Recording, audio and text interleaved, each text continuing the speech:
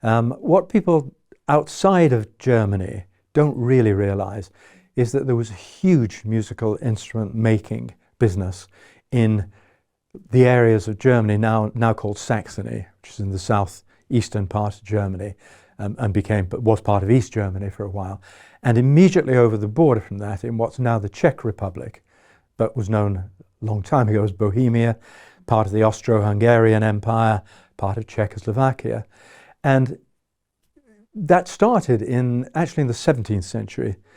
It's known that there was a group of about a dozen musical instrument makers. They think they were probably viol or lute makers who were expelled from Czechoslovakia under religious pogroms and ended up over the border in Saxony.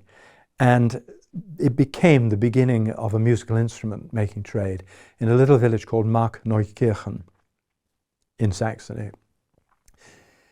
That trade flourished, the guilds started, and into the 1800s, it was becoming a very, very serious part of musical instrument production around the world.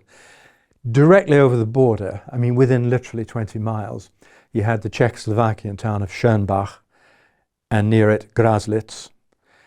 Between them, by the end of the 1800s, over 50% of the world's stringed instruments were being made there.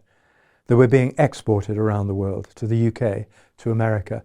The trade was so big that the Americans opened a consulate in Markneukirchen in the 1890s. It was analysed then as being the wealthiest town on a per capita basis in Germany. So it was a really serious industry there. Not to say it was not going on in America and so on, but not anything like to this extent. One of the American makers that's really well known is Martin. Martin guitars, I think everybody in England has heard of.